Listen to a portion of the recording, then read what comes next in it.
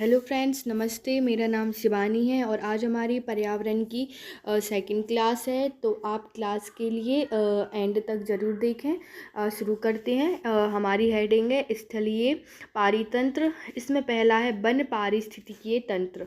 One पारिस्थितिकीय तंत्र में क्या क्या आता है देखिए। इसके लिए तापमान, मृदा और आर्द्रता अनिवार्य तत्व है। वनों में वनस्पति का वितरण उस क्षेत्र की जलवायु विविधता व मृदा पर निर्भर करता है। सामान्यतः इसे 3 भागों में बांटा जा सकता है। पहला है उष्णकटिबंधीय वन, दूसरा है शीतोष्णकटिबंधीय वन और तीसरा है शंकुधारी वन, जिन्हें हम टैगा वन भी बोलते हैं। और इसमें अब हम पहले उष्णकटिबंधीय वन के बारे में बात करेंगे। उष्णकटिबंध हैं, इनके लिए 2 भागों में विभाजित किया जा सकता है। उष्णकटिबंधीय सदाबहार वन और दूसरा है उष्णकटिबंधीय पर्णपाती या मानसूनी वन। पहला पढ़ेंगे हम उष्णकटिबंधीय सदाबहार वन।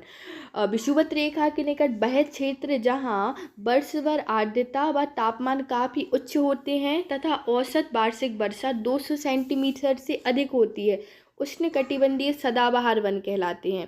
इन वृक्षों का विस्तार Amazon basin, Congo basin, Andaman व निकोबार, जावा व सुमात्रा आदि क्षेत्रों में पाए जाते हैं। उष्णकटिबंधीय पर्णपाती या मानसूनी वन वे वन जहाँ क्षेत्र जहाँ औसत वार्षिक वर्षा 700 से 200 सेंटीमीटर के मध्य होती है, मानसूनी या पर्णपाती वन कहते हैं। इन वनों के पौधे शुष्क या ग्रीष्म ऋतु में अपनी पत्तियां गिरा देते हैं ताकि वाष्पोर्जन कम हो। इन वनों के प्रमुख वृक्ष सागवान, शीशम, साल, बांस आदि प्रमुख, जो मुख्यतः दक्षिण पूर्व एशिया में पाए जाते हैं। और अपना बी है मध्य अक्षांशीय या शीतोष्ण कटिबंधीय वन आ जाते हैं। इन वनों को मुख्यतः 3 भागों में विभाजित किया गया है। मध्य अक्षांशीय सदाबहार वन, मध्य अक्षांशीय पर्णपाती वन, भूमध्य सागरीय वन। मध्य अक्षांशीय सदाबहार वन उपोष्ण प्रदेशों में महाद्वीपों के पूर्वी तटीय भागों के वर्षा वनों के इसके अंतर्गत रखा जाता है। इन वनों के वृक्षों की पत्तियां चौड़ी होती हैं, जैसे लॉरेल, यूकेलिप्टस आदि। यह वन मुख्यतः दक्षिण चीन, जापान, दक्षिण ब्राज़ील, दक्षिण एशिया आदि क्षेत्रों में पाए जाते हैं।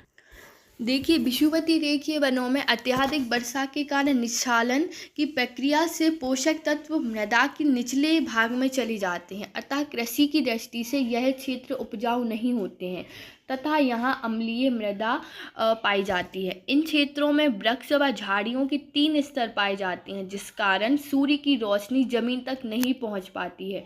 इसमें सबसे ऊपरी स्तर पर महोगनी, रोजवुड, सैंडलवुड तथा मध्य स्तर पर अधिपादप और सबसे निचले स्तर पर लताएं कहते हैं। मध्य अक्षांशीय पर्णपाती वन ये वन उष्णकटिबंधीय पर्णपाती वनों के विपरीत शीत ऋतु में ठंड से बचने के लिए अपनी पत्तियां गिरा देते हैं। कौन से वन गिरा देते हैं? मध्य अक्षांशीय पर्णपाती वन। तथा इन वनों में पॉडजोल मृदा पाई जाती है। इन वनों के प्रमुख वृक्ष वॉलनट, मैपल, चेस्टनट आदि हैं। भूमध्य सागरीय वन मध्य अक्षांशों में महाद्वीपों के पश्चिमी भागों में ये वन पाए जाते हैं। इन क्षेत्रों में ग्रीष्म ऋतु शुष्क व गर्म तथा शीत ऋतु आर्द्र व ठंडी होती है तथा वर्षा शीत ऋतु में होती है। इन वनों के प्रमुख वृक्ष जैतून, पाइन, नींबू, नाशपाती व नारंगी आदि है। शंकुधारी वन, टैगा वन। शंकुधारी वन के लिए टैगा वन भी कहते हैं। इस प्रकार के वन मुख्यतः पर्वतीय क्षेत्रों में, जैसे कि आर्कटिक वृत्त के चारों ओर एशिया, यूरोप, अमेरिका महाद्वीपों में पाए जाते हैं। इन वनों के वृक्ष मुख्यतः कोणधारी होते हैं, अर्थात इन वनों के वृक्षों की पत्तियां नुकीली होती हैं ताकि वाष्पोर्जन कम हो तथा पत्तियों पर बर्फ ना रुके। इन क्षेत्रों में अम्लीय पौधघोल मृदा पाई जाती है जो खनिजों से रहित होते हैं। मरुस्थलीय पारिस्थितिकीय तंत्र। मरुस्थलीय पारिस्थितिकीय तंत्र के बारे में देखेंगे। इस परितंत्र में लंबे समय तक आर्द्रता की कमी रहती है, जैसे अपने रेगिस्तान वगैरह आ जाते हैं मरुस्थल में। वायु में नमी की मात्रा तथा तापमान के आधार पर मरुस्थल को गर्म मरुभूमि एवं ठंडी मरुभूमि में विभाजित किया जाता है। अधिकतर मरुस्थलीय भूमि उत्तरी व दक्षिणी गोलार्ध के मध्य उष्णकटिबंधीय कर्क रेखा व मकर रेखा के पास महाद्वीपों के पश्चिमी तट पर 15 डिग्री सेल्सियस -35 डिग्री सेल्सियस अक्षांश तक पाए जाते हैं। मरुस्थल पृथ्वी का लगभग 1/7 भाग घेरे हुए हैं। मरुस्थलीय पौधों को उनकी विशेषता के आधार पर निम्न भागों में विभाजित किया जा सकता है। मरुस्थलीय जो वो होते हैं ना, उनकी जो पत्तियां बहुत छोटी होती हैं और बहुत नुकीली होती हैं। मरुस्थलीय पौधे अधिकतर झाड़ियों के रूप में होते हैं। पत्तियां व तने गुद्देदार होते हैं जो जल को संचित रखते हैं। पत्तियां बहुत छोटी व नुकीली होती हैं। ये पौधे अधिकतर झाड़ियों के रूप में होते हैं। पत्तियां व तने गूदेदार होते हैं जो जल को संचित रखते हैं। कुछ पौधों के तनों में प्रकाश संश्लेषण की प्रक्रिया के लिए क्लोरोफिल पाया जाता है। पादप प्रजातियों में नागफनी, बबूल आदि के वृक्ष पाए जाते हैं। मरुस्थलीय जंतुओं की विशेषताएं: यह तेज दौड़ने वाले जीव पाए जाते हैं। ये जीव स्वभाव से रात्रिचर होते हैं। जंतु व पक्षी सामान्यतः लंबी टांगों वाले होते हैं, जैसे कि हम ऊँट के लिए देख लें उदाहरण के लिए, जिससे उनका शरीर गर्म धरातल से दूर रह सके। शाकाहारी जंतु उन बीजों से पर्याप्त मात्रा में जल ग्रहण कर लेते हैं जिन्हें वे खाते हैं। घास पारिस्थितिकीय तंत्र: घास पारितंत्र में वृक्षहीन शाकीय पौधों के आवरण रहते हैं जो विस्तृत प्रकार की घास प्रजाति द्वारा प्रभावित रहते हैं।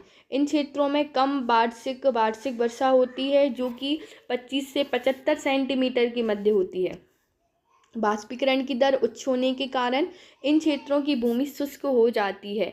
मृदा की आंतरिक उर्वरता के कारण विश्व के ज़्यादातर प्राकृतिक घास स्थल कृषि क्षेत्र में परिवर्तित कर दिए गए हैं। टुंड्रा प्रदेश: टुंड्रा का अर्थ है बंजर भूमि। यह वन विश्व के उन क्षेत्रों में पाए जाते हैं जहां पर्यावरणीय दशाएं अत्यंत जटिल होती हैं। टुंड्रा वन 2 प्रकार के होते हैं, आर्कटिक टुंड्रा और है alpine tundra. Thank you friends. ऐसे ही हमारे स्टडी रिलेटेड वीडियो देखने के लिए हमारे चैनल के लिए लाइक कीजिए, सब्सक्राइब कीजिए एंड प्लीज़ शेयर कीजिए। Thank you.